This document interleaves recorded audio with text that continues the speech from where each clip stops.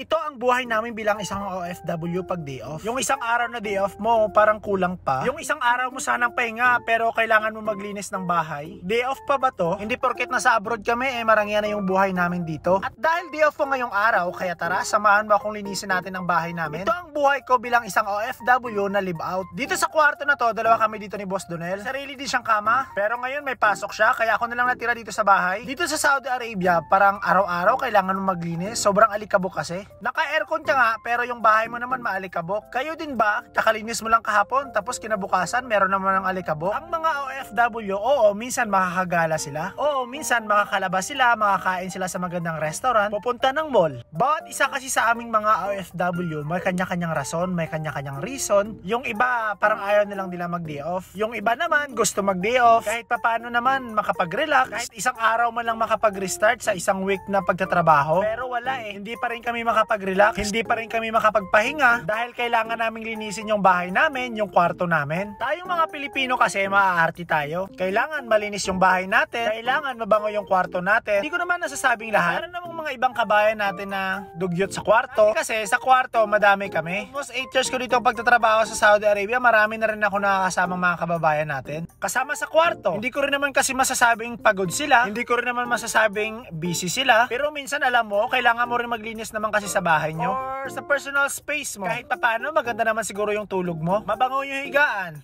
mabango yung kutsyon, at mabango yung paligid. Slash malinis ang mga ginagamit mo. Slash malinis ang paligid. Hindi naman sa nakikialam sa mga kababayan nating mga OFW. May mga ilan lang talaga mga kababayan nating dugyot. Based lang sa experience ko sa almost 8 years ko ditong pagtatrabaho sa Saudi Arabia. Pero dito sa villa namin, kahit papaano, malinis naman yung accommodation namin dito. Pagkatapos ko malinis yung buong kwarto namin, hinugasan ko muna yung map, sinabunan, unahin ko munang i-map dito sa labas ng kwarto namin. Dito kung saan kami kumakain. Oo, makapag-day off nga kami. Oo, makapag-gala kami. Pero alam nyo ba? Gusto lang namin maiwasan yung stress. Gusto lang namin wala yung pagod namin kahit sa panandalian man lang. Oh, nakikita nyo. Lagi ako sa labas. O diba, inuna ko pang mag-map sa labas. Pagkatapos ko ma-map sa labas, pumunta naman ako dito sa kwarto namin, nag-map na rin ako para kahit papano naman malinis yung kwarto namin. Ang hirap lang talaga pag mag-live out ka sa mga companies.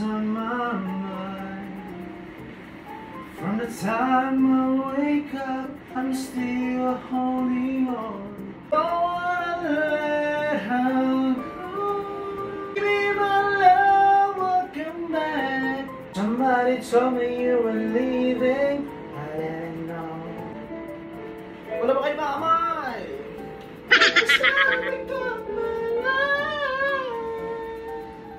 Ay, iba naman talaga si Kasansan. May pawisal. Pagkatapos ko mag-map, nagpalit na rin ako ng mga kutsyon ko. Pero mga 2 weeks ko na itong hindi napalitan. Amoy na kasi. Napag-isipan ko na lang palitan. Day off ko naman ngayong araw. Ang sarap kasi matulog pag malinis yung unan mo, mabango yung higaan mo. Itong gatas na to, nanggaling daw kay Lisel, sabi ni Kadondon. May nakita akong 3 mangga sa ref, kay Kadondon siguro to. Yung saging na to, pinadeliver ko sa Hunger Station, ngayon ko lang kinain. At pagkatapos ko maglinis naman sa kwarto namin at sa labas ng bahay, dito naman ako sa toilet namin maglilinis. O diba? Para nagtrabaho lang ako ng isang araw. Hindi naman madurmi yung toilet namin, sakto lang. Hindi ko rin naman masasabing maarte kami or mitikuloso. Wala, gusto ko lang. Ako lang sa inyo na masipag ako. Ano naman, diba? Binang iba, ay, ang sarap naman ito asawahin, ang sipag.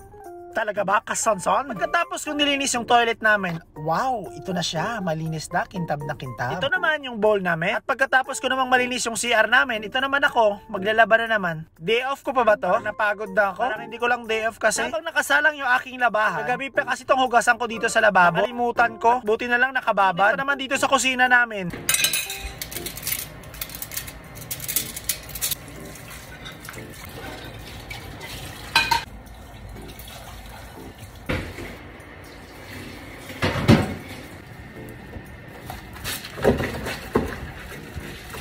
Sa mga gusto mag-order ng jersey, nakita niyo naman, Pinoy Pride, ayan, 23. Pinoy Pride, made in Bangladesh. Kung gusto niyo mag-order nito, mag-PM lang kayo kay Jean Arellano or kay Paring Amir. Marami silang iba't ibang klase ng kulay. Ang gaganda ng quality. So, shout out kay Paring Amir, salamat. Kababayan natin dito sa Riyadh, Saudi Arabia, kung gusto nyo mag-order ng jersey na Pinoy Pride, ang ganda nito, made in Bangladesh. Nakalagay na flag ng Pilipinas, naka-embroid po siya, hindi po siya naka-print. Dahil meron kaming basurahan sa bahay, tinapon ko na rin. Ang daming nagko-comment na malapit daw yung bahay nila sa Al Raji. At kaya shout out sa mga kababayan natin. Pagkatapos ko naman magtapon ng basura, Nag-inom lang ako ng chai. Nagsindi na rin ako ng kandila dito sa kwarto namin para kahit papano mabango naman yung kwarto namin. At nung binalikan ko yung labahan ko, tapos na, naglagay na rin ako dito ng downy para kahit papano naman mabango yung ating mga damit. Nakaligo na pala ako pero parang ginabinata ako sa paglilinis. As hindi ko pa nasampay yung mga labahan ko. Automatic naman yung washing machine na ginagamit ko. Shout out kay Kuya Dante. Maraming salamat sa pagpagamit ng washing machine mo. Yung washing machine namin kasi nasira. Siguro sa sobrang init hindi niya kinaya. Nasa labas kasi yung washing machine namin. Kaya kung tirik yung araw, tirik din yung washing machine namin sa init. Ang ganda lang ng mga jersey na ginagamit kong ito. May iba't ibang kulay. Yung una kong ginamit yellow. Tapos pula. Tapos itong ginamit ko naman yung itim. Isang araw na day off talagang kulang pa. Nakakapagod pero kaya naman. Salamat po kay Madam D. Madam D, thank you so much. So, titikman natin yung puto. Puto with cheese.